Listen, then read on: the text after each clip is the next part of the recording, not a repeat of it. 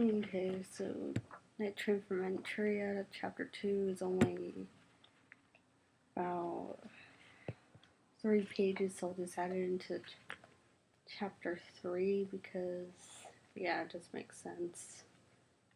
And Chapter 4 is actually pretty long.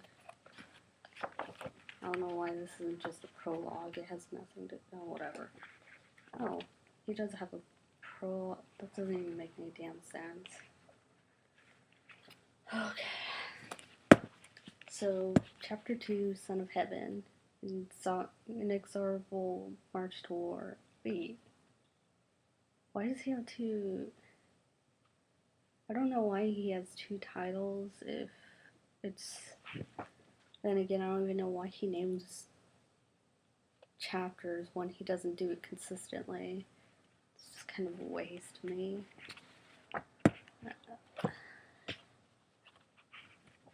Anyway, Emperor Hirohito, ramrod straight, focused with extraordinary control on the Imperial Gardens. Lord Bateman passed within 3 feet of the golden screen behind which he stood. An almost imperceptible pause told the Emperor he had been seen. No, he pulled back the screen and he didn't see you. Anyway, Lord Bateman swiftly exited the room. Hirohito looked down and across the room. Do you look down or do you just look across the room? You can't do both. You can look across the room and then look down, but then that's kind of stupid. Why are you looking across the room just to look down? That's dumb or whatever. Prince Chichibu stood stiffly in front of his desk, an expression on his face a mixture of anger and embarrassment. When he saw his brother looking in his direction, he became agitated and turned and went around his desk and sat down heavily. So do you sit on his desk? Wait, already forgot where the hell everybody is. The Emperor, accustomed to doing exactly as he needed, knelt, folded his legs, and let the tension flow from his body and relax directly in front of the windows. What? Whatever. He knew Prince Chichibu would not approach. Second in line to succession, Prince Chichibu, yeah, that's what a prince is, had most of his life been at odds with his older brother. Several years back, the prince had been involved in a small group of junior naval officers who staged an aborted coup. The Emperor had sent him into exile for a brief period to keep him away from the extreme elements in the military. Now Chichibu would not thwart even minor court protocol. Hirohito glanced in his direction from his perch on the floor. Chichibu had occupied himself with another cigar. Yeah, you would think that would actually have a lot to do with the story, but you actually don't really see much of these guys ever again. I actually didn't, I'm gonna be honest, I didn't get to the end, but I flipped through the last 150 pages I didn't read, and I am not seeing their names, so it kind of seems silly to even mention this whole thing about the aborted coup, because it has nothing to do with the rest of the story. It just tells you that this dude does not like his brother, and that's not what this story's about.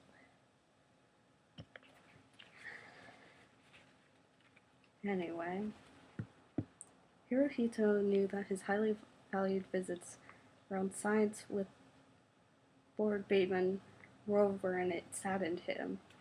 He never thought of people as friends, only as people he either liked or did not like.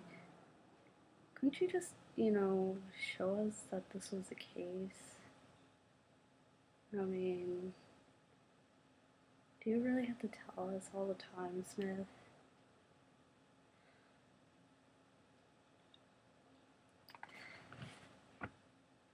Lord Bateman, he had yeah, no shit, Sherlock, and Lord Bateman has served him well. I think we know whatever. Smith, you're stupid as hell. The emperor from early childhood onward was taught the entire empire's purpose was to serve him with absolute loyalty and total obedience even unto death. With few exceptions, it was a notion the Japanese fervently believed. This would be the first principle offered to all of Asia as Japanese culture spread with the nation's expansion across the continent.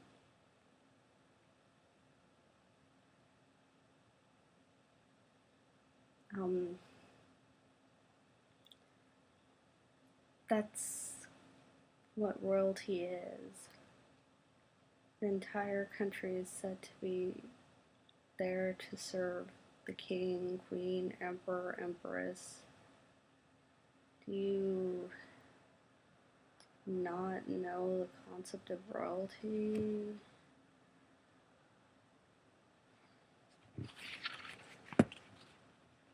As a young, oh for fuck's sake, this has nothing to do with the story.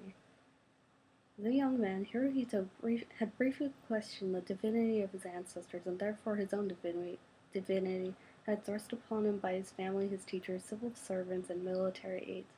In the end, he had accepted a divinity of emperors was tied inextricably for over 2,600 years to the very life of the Japanese people. The nation found purpose in the sacredness of nationhood in its existence for service to divine emperors, all ancestors of the sun goddess Amaterasu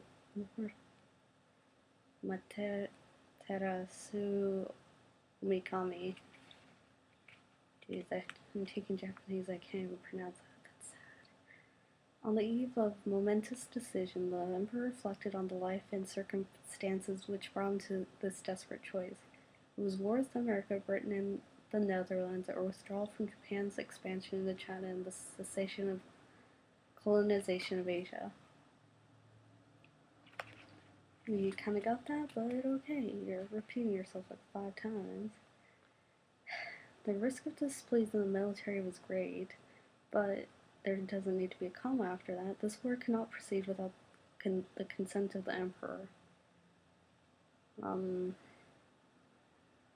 Yeah, he shouldn't, technically, he doesn't even need to worry about it, but whatever. The Kuomintang army had drawn Japan into the Manchurian takeover in 1931 and war with all of China in 1937. Manchuria was still diplomatically non-existent to most of the world, and the war in China still raged without end in sight. It was a war the military had pursued without the emperor's consent.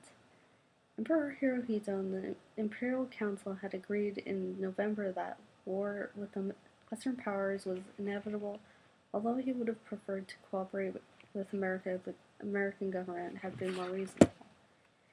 He was beginning to feel overwhelmed and began to look back over his life for solace.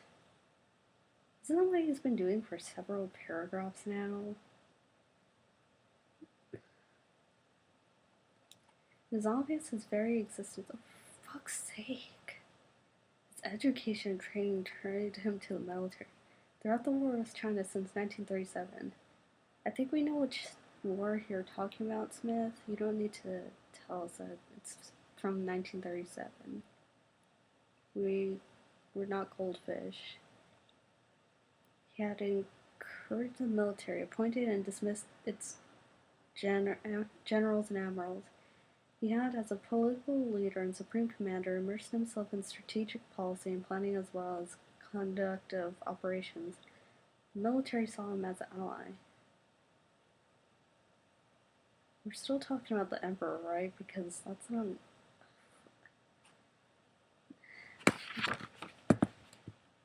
Newsflash, Smith, this is cultural... Things are not exactly the same. Because the American people might see the president as an ally. The Japanese people were taught to... it's not the same thing.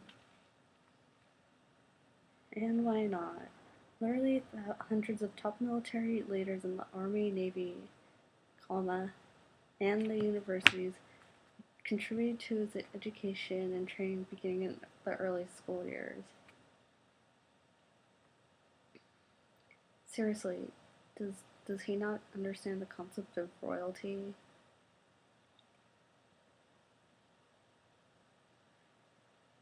Hirohito, now considering war with the oh, for fuck's sake, you've told us several times already. Recalled the beginning of his awareness in 1908 at age... Oh, for fuck's sake. At age 7 of Japan's commitment to expanding Japan's colonial position across Asia. It was the same year the government issued school textbooks reaffirming the divinity of the emperor's ancestry and the nation's devotion to loyalty and service to the absolute monarch.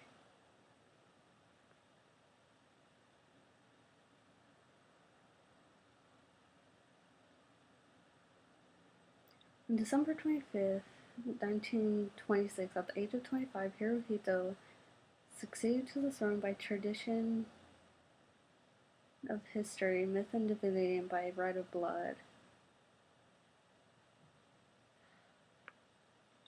He became the 124th emperor with direct command of Japan's military, which required no approval of the civil government of Japan. At age 36, he had been in total command of the unfortunate war. Oh my fuck. Is this like your biological and chemical warfare for this chapter? Do you just have a phrase you just gotta repeat every single damn time? They've been in total command of the unfortunate war with China since 1937, because, you know, in case you forgot, they've been in war with China since 1937. But don't worry. In case you forget between now and the next sentence, he's gonna tell you anyway, so don't worry. You don't have to remember shit. The war had appeared to be endless. Now at age 40, he was about to enter a war he had been preparing for all his life. No, he hasn't. His history of favoring the military gave the Army and Navy every expectation that he would give them the war so fiercely desired. He had an opportunity to object to the Quantum Army's faking of an incident to justify the takeover of the Chinese province of Manchuria in 1931, in case you forgot that happened. In fact, in case you forgot that the title is Night Train from Manchuria. Instead, he only minimally chided the army leaders. In 1937, you know, in case you forgot that was a date, when the Quantum Army enlarged the war with China, failed to take issue with the military for attacking China without his consent. Instead, he publicly praised the army for courage in defending Japan's honor. Now the Army, Navy, and some elements of the Civil Government Council of War are well aware that what the Emperor prized most was victory and expansion of the empire. Because, you know, why else would you go to war? From behind the golden screen. Wait, he just came out. Seriously? From behind the golden screen, Prince Chichibu stopped to peer in. Hirohito ignored his brother and continued to focus on the imperial gardens and inner reassurances, which would justify his decision that would take Japan to war. Prince Chichibu, without speaking, moved past the screen and exited his office, leaving the Imperial Emperor of Japan, descendant of the gods alone. You totally think this is important, don't you?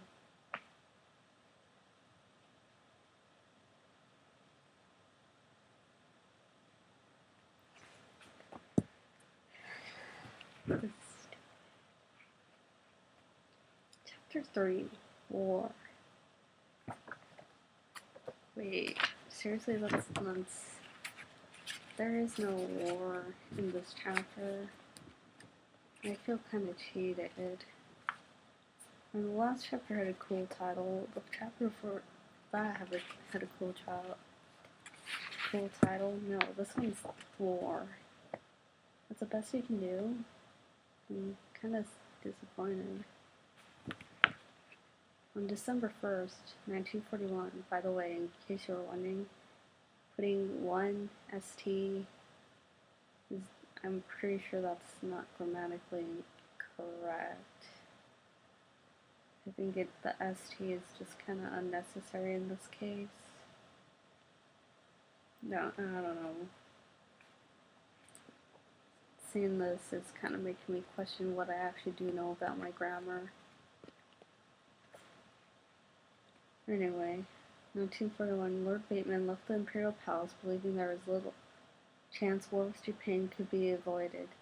He was thinking he would get his daughter out of Singapore in the coming months, but Kama doesn't need to be there. Already the winds of war had been stirring, and utter destruction of British forces in Singapore was only days away.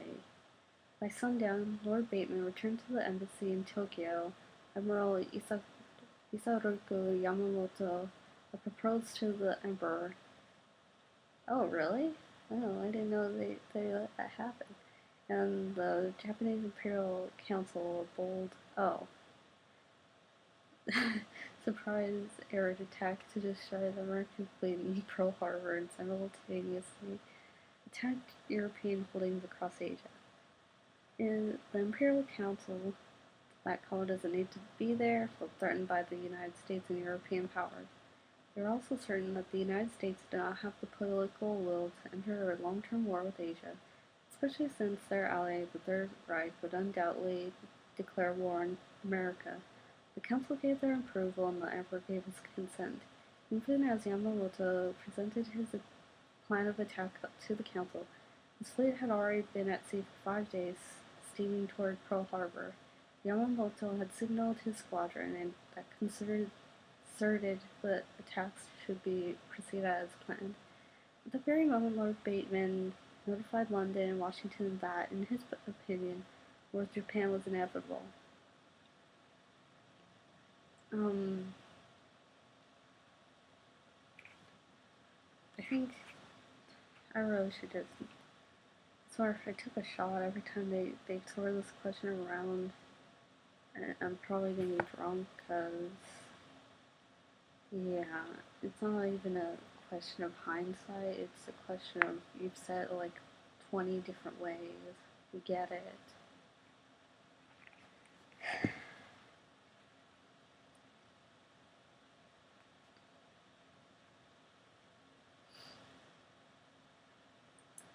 Anyway,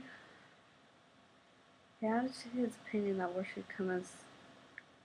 should war come as he predicted, America and Britain would defeat the Japanese in a matter of a few short months. At dawn on December 7th, 1941, over 400 Japanese aircraft took off from Yamamoto's 6 aircraft carriers in the Pacific and struck the first blow that would bring a reluctant United States into World War II. For 2 hours, there should be Kama there, torpedo planes and dive bombers wreaked havoc on the American Pacific Fleet at Pearl Harbor. 4 battleships were sent to the bottom of the harbor, along with thousands of U.S. Navy personnel. 4 battleships were badly damaged. Hundreds of aircraft caught on the ground were destroyed or damaged. Wait. Seriously? Okay. I knew that sounded awkward. 10 hours after the attack on Pearl Harbor, Japanese aircraft destroyed most of the U.S. Army planes on the ground in the American Commonwealth of the Philippines. 2 days later, on the 10th of December, Japanese troops landed on the beaches of southern Mindanao, as if to mark the sad and brutal defeat of the peaceful Philippine people. I think that's supposed to be Filipino, whatever. Darkness fell across the jungles of Mindanao because, they don't understand the concept of night or something. Or maybe Swiss just really does not think we know what night is. The largest southernmost island of the Philippines, rain clouds dropped heavily to the earth and stretched over the jungle like a massive protective blanket. To the south, Imperial Japanese troops moved off the beaches toward the interior of the island. Javier Marcos, an agent of the U.S. Army Intelligence Corps, stood on high ground observing Japanese foot soldiers through the shifting fog as they struggled up newly formed muddy paths away from the beaches. Looking at these tiny young men, it was difficult to give credence to the stories pouring out of Manila in the villages of the north. Word of the vicious, arrogant, and cruel behavior of the Japanese forces had spread rapidly across the countryside. The initial peaceful acceptance of the overwhelming invading force in a few sections of the country soon gave way to battlefields, as small groups banded together to form a fierce and widespread resistance to the Japanese invasion that was to last for the duration of the war. Javier let his binoculars drop to his chest under his rain poncho. He turned and moved further into the jungle away from the Japanese forces. The fog would soon lift, and he was too close for comfort. He was already late for a rendezvous with an agent of the British MI5 and his new boss, Ian Kaufman, the American Army's chief intelligence for the Philippines, who had just been reassigned from a mission in Tokyo. Japan's attack on Pearl Harbor and their imminent occupation of the Philippines necessitated the reorganization of the joint American and British clandestine services as an expeditious relocation to the mountainous area of the land was imperative. This would be their last meeting in Mindanao. Javier knew his cover and his boss's cover as representatives of the American Red Cross would now be useless. The Japanese had shown little regard for the Red Cross in their decade-long occupation of China. They were unlikely to follow the Red Cross to operate in the Philippine war zone. Javier was hoping for a return to combat. Preferably, he wanted to join with the mountain resistant units of the American and Philippine armies, which had been organized on orders of General MacArthur months before the Japanese struck. Javier climbed on top of the rocky outcrop, overlooking a farmhouse MI5 and American Army intelligence had used for a joint headquarters. A steady light shone in a small window nearest the front door. He waited impatiently for the light to flicker, the signal that all was well. It's not going to flicker. The flickers broke. Too much moisture. Javier turned slowly, grinning. No one on earth can mimic Mark Bergeron's British accent. The combination of Queen's English and Louisiana Creole is rather nasty ways of making fun of the American language. How would you even do that? I don't know. And no one else would have come so close to Javier without making a sound. You'd be surprised. There's some pretty damn good soldiers on both sides, you know. The man moved like a cat, quick, silent when the situation called for it. When the situation called for it, deadly. You missed a comma right there. It's Bro Arc, isn't it? What? Okay, what? Bergeron, MI5's head of station for Southeast Asia. Oh, he finally put them together. Smiled at Javier's dig, genuinely relieved to see that he was safe. He gave Javier an obscene gesture with his finger. What kind of obscene gesture with his finger? Dude, just tell us what you're doing. Don't beat around the bush. The two men, best of friends, seldom had a decent word for one another. Because, you know, that's what friends do. Both were somewhat shy of their deep affection. Okay, seriously, it's not really that funny. That had resulted from years of shared risk and a dangerous profession. Okay, gay jokes are over. That's seriously not what they mean. Bergeron, a half foot taller than Javier, 6 feet. God damn. How does nobody not see this dude? It's like saying you can't see the hole in the jungle. You could totally see the hole in the jungle. Anyway, slung his arm around Javier's neck and pulled him toward the farmhouse. Get your ugly ass inside. You're holding up the show. Oh, and an asshole. As they approached the front of the house, Ian Kaufman, Javier's chief, opened the front door and stepped back. He gave Javier a broad smile. Welcome home, See any Japos out there? I don't mean to be rude, but that's not the term they actually use. You remove the O. You look at newspapers from there and they tell you. But either way, I feel really bad for saying that.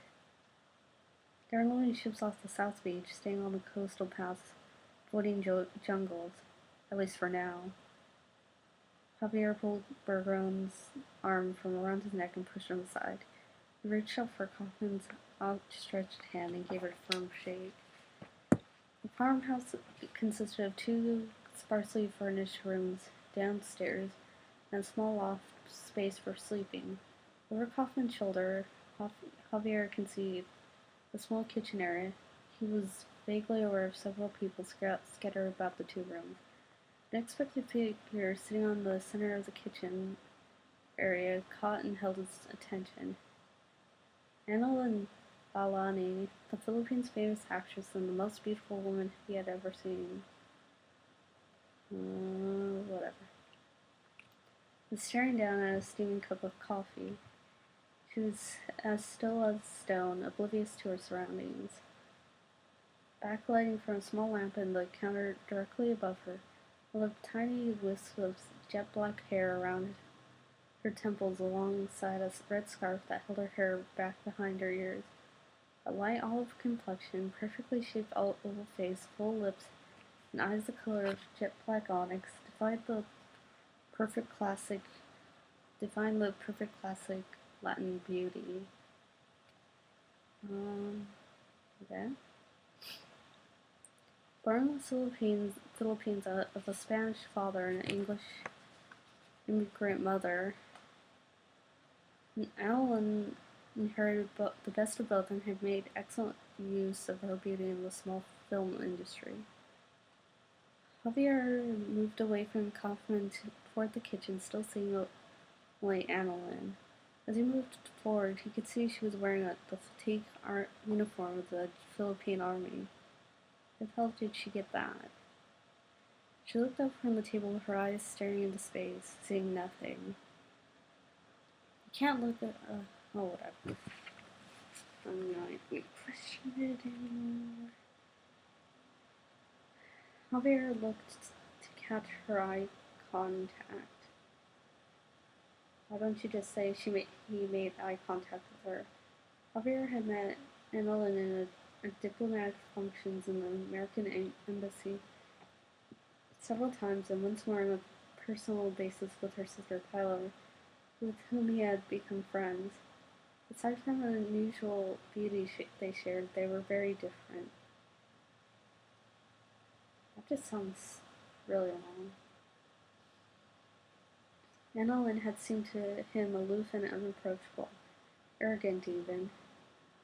Now, he thought, there was a vulnerability about her that seemed totally out of place.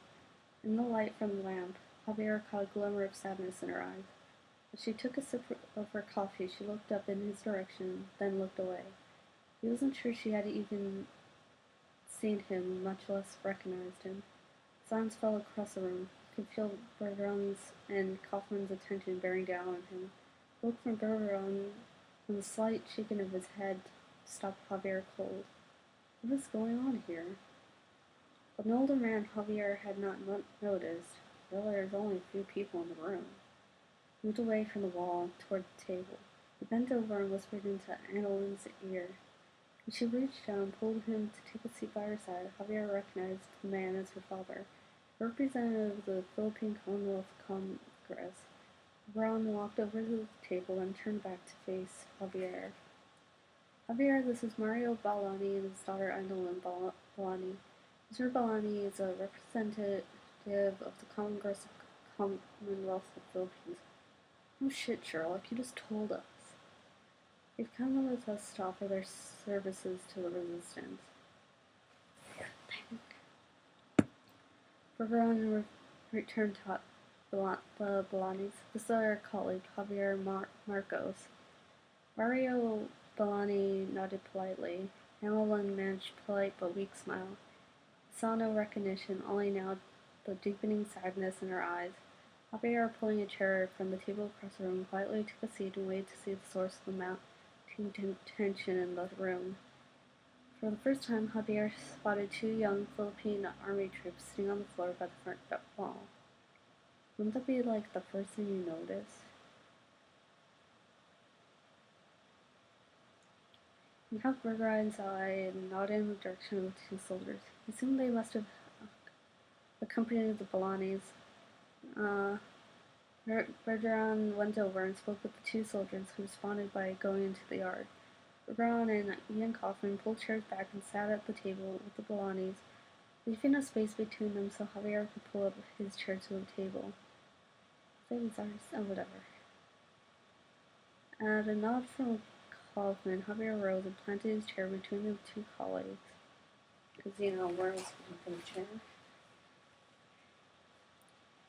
Before he could take a seat, Bergeron, looking first at Mario Bolani, stood up. Turning, he put his arm around Javier's shoulder and spoke quietly and directly to Javier, as opposed to indirectly. Late yesterday, in a resistant camp just north of Manila, FILLER was shot by Japanese troops. John's been captured. They think he's been taken to Bataan. Javier stood, holding onto the chair. The shock was visible. His arms holding the chair jerked with a ripple-like movement through an electric current run from his neck to his fingers. He felt his face collapse. Blood rushed to his head. A vision of FILLER flashed before him, smiling and turning to waving to him as she walked with her son down the path from his parents' home. Only days ago, Javier heard his voice, hollow and broken, and he asked a question which he already knew an answer. Is she okay? And he needs some quotes right there. Wait.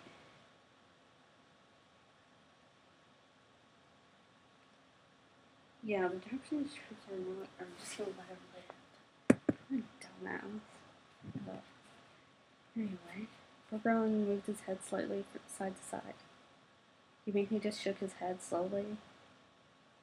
Javier's hands reached up automatically and covered his face. He turned away from the table and moved toward the door, knocking over the chair. Lunging forward, he opened the door and stumbled out into the clearing. Startling the soldiers, he fell to the ground, bent over, and tried with all his might to hold back the tears. His body began to shake as his breathing halted. His involuntary muscles constricted his chest and choked back overwhelming pain. Bergeron, somewhat in shock, stood still, looking out into the yard through the door left open by Javier. He nodded for Kaufman to follow Javier into the yard. Give him some time, then bring him back. With very little time to get clear. Bergeron turned, looked at the Bolanis, both waiting for some explanation for Javier's behavior. Bergeron looked over the table.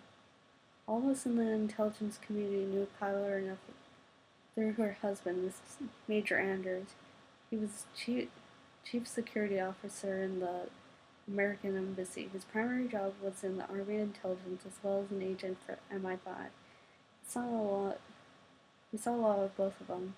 As you know, FILLER was deeply involved in politics. I don't have to tell you she was known and beloved by a great many of her people. Javier and FILLER, both coming from the Spanish community of Manila, were especially close. She pretty much adopted his family, his mother, and young sister.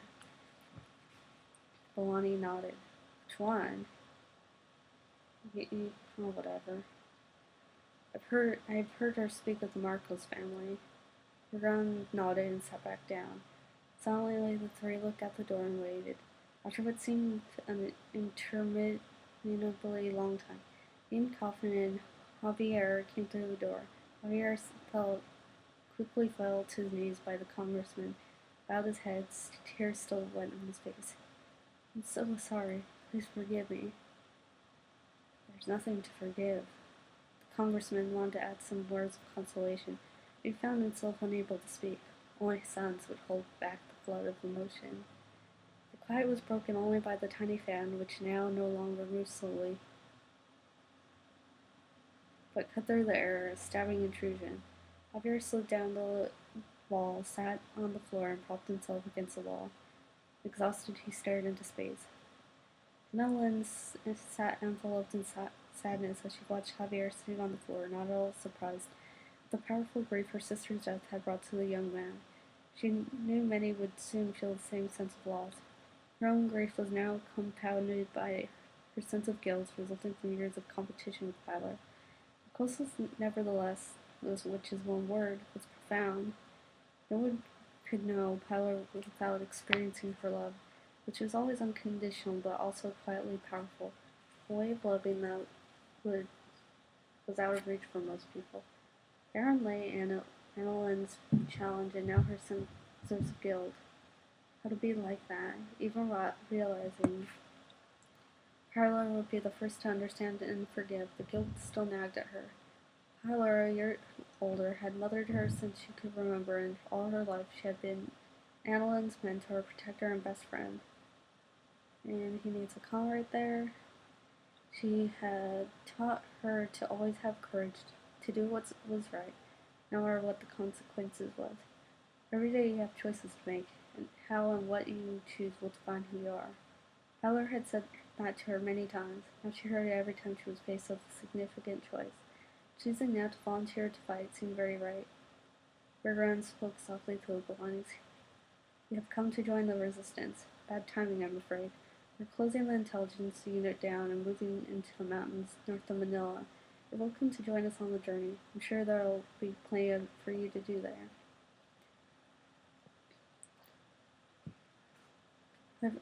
Javier suddenly had an image of Annalyn. He got up and addressed Kaufman. Can I talk to you outside? Kaufman, puzzled, nodded and excused himself, followed Javier out into the clearing. Javier was agitated, pulling his hands in and out of his pants pockets.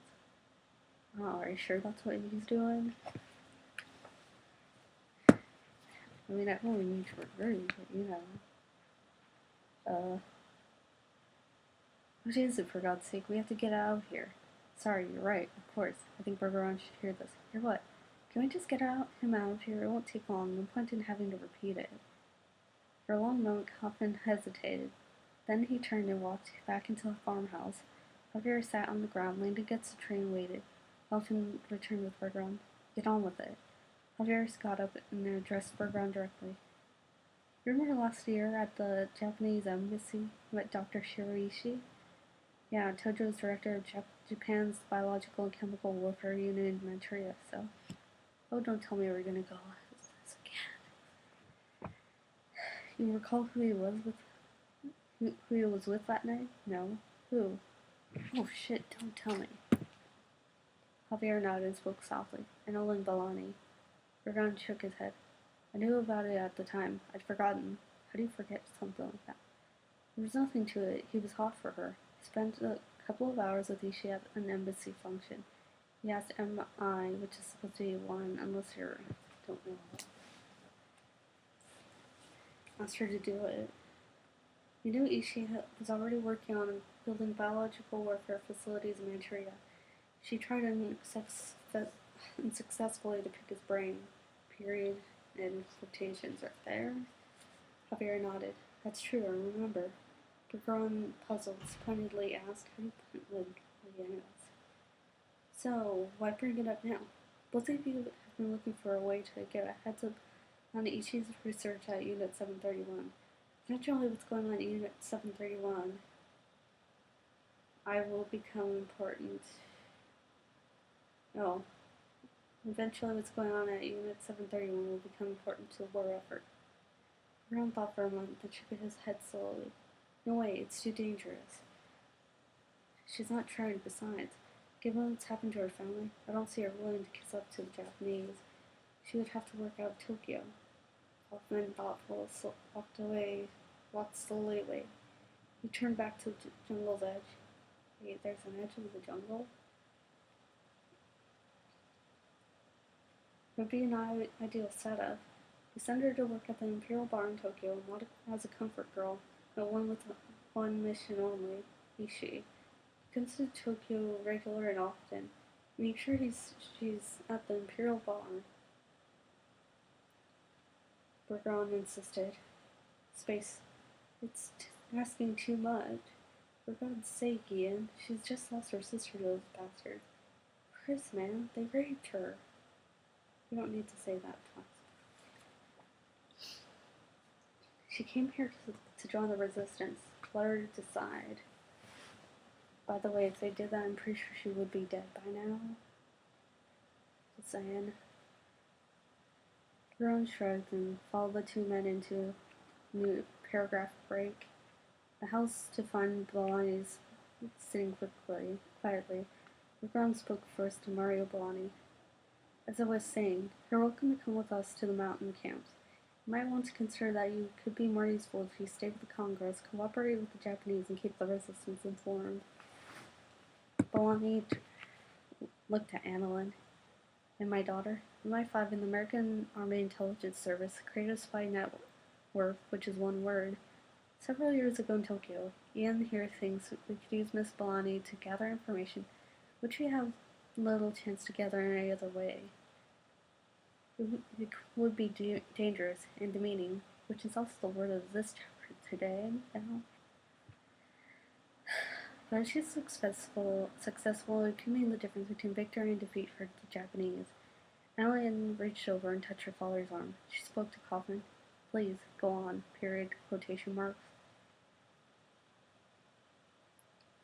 Brown nodded to Kaufman, who continued. The Emperor of Japan established the largest paragraph break, biological and chemical warfare in the world in Manchuria. The Japanese army has been experimenting with biological and chemical warfare for over a decade. I swear, I don't know if Smith just thinks we don't remember this is what the book's about. But he doesn't need to explain it for every single character. I think it's... Oh, for fuck's sake. Now there's a push in the military to perfect an airborne delivery mechanism for biological weapons, particularly plague. I mean, particularly the plague. If they're successful, it could swing the war in Japan's favor. It would be devastating for the Allies. Who else would it be devastating for? Coffin locked his eyes onto Annalyn. The research program in Manchuria is known as Unit 731. It was directed by a man you know. Annalyn's eyes grew wide with recognition. Yes, I remember Dr. Ishii. She reached over and squeezed her father's arm. I don't think her hand left his arm. Anyway, Annalyn turned back to Coffin and Bergram. You want me to spy on Dr. Ishii? You're right, that would be demeaning. I would have to go to Manchuria? Coffin shook his head. No, Unit 731 is isolated. When Ishii is there, he never leaves the compound, but he makes regular visits to Tokyo. His family lives nearby, and the original chemical warfare programs are mostly located at the University of Tokyo. Ishii is a very much political animal. They made him a general. His mentor is Prime Minister Chojo, and he loves to bask in the limelight of the military's approval. He can only do that in Tokyo. His work on the delivery device is done primarily in Tokyo. Because, you can just guess that's where he's doing it. You can pick a lot of useful information even without using Ishii. Coffin and Bergman waited silently. Annalyn squeezed her father's arm once again. Looking pleadingly at her father, she asked Coffin, when do I go? How do I get there? Coffin leaned over. Space. Make no mistake, it's dangerous. And demeaning. Because, you didn't pick that up early on. We would make every effort to protect you. You could easily find yourself in serious difficulties in Tokyo. But for fuck's sake, just tell her what you want her to do. Let her decide what she wants to do, and then that's that. Seriously, you don't need to just go like this. Just hit right here. It's not that hard. I want one thing, Mr. Coffin. I want to cause the Japanese army the most trouble of which I am capable. The world has already become dangerous. I accept that. Until that moment, I had little hope of inflicting revenge on the Japanese. Tell me what I must do. First, you will have to go to England for MI5 training. When you finish with the training, you'll summon someone along with you for their field training. You will be part of a two-man team for mutual protection. The usual route into Asian waters is by submarine and overland through Russia and Australia. Hopping a return to Balani. You're welcome to join the Oh, for fuck's sake, you just told him that like 3 times already. You're welcome to join the resistance at a camp further north. I'd prefer you stay with the Congress, cooperate with the government established by the Japanese, serve as our eyes and ears. Balani, his eyes riveted on Annalyn, spoke directly. What can you tell me about how my daughter will be used? Ergon shook his head. Very little. She will become an agent of M-I-5. In wartime in particular, a very dangerous profession. Because, you know, anything in war is very, very, very safe.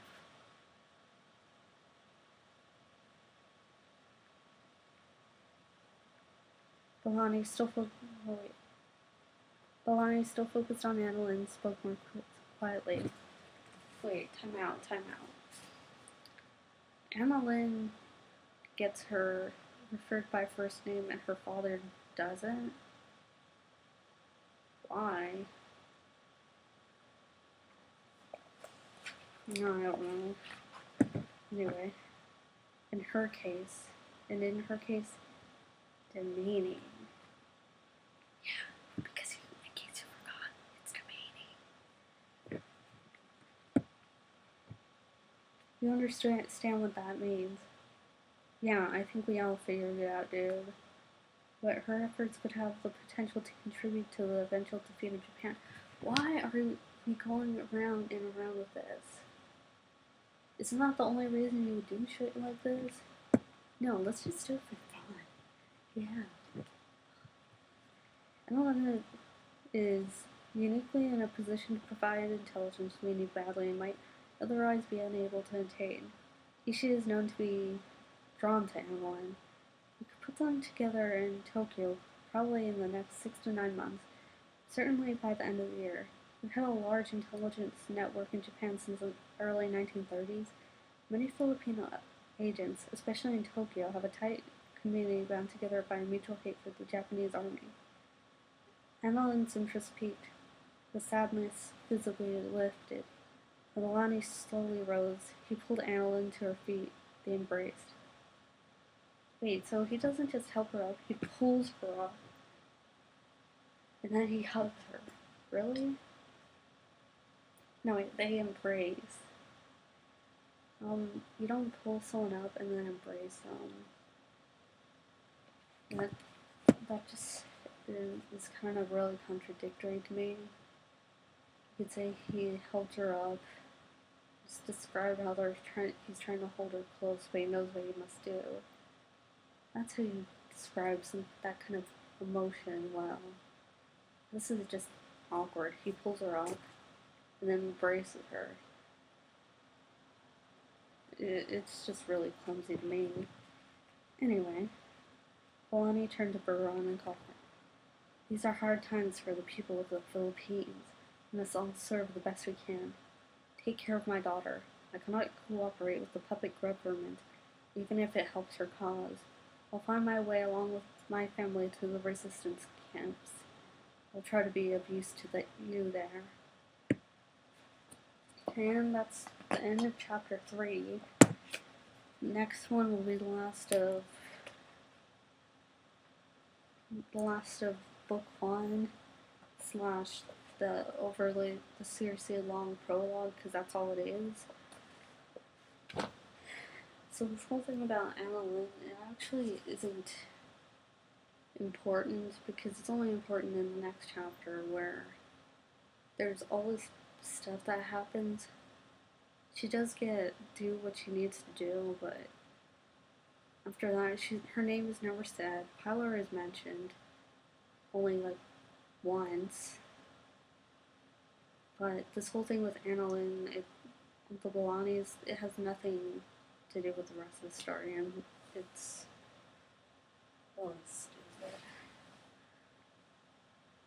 But yeah, this chapter has the most grammatical errors. Although Smith has a lot of problems with his commas, because yeah, when you do compound sentences, you're supposed to put the comma before the conjunction. I think German is the one where it's, let's see, the other way around. But yeah, that is it for now.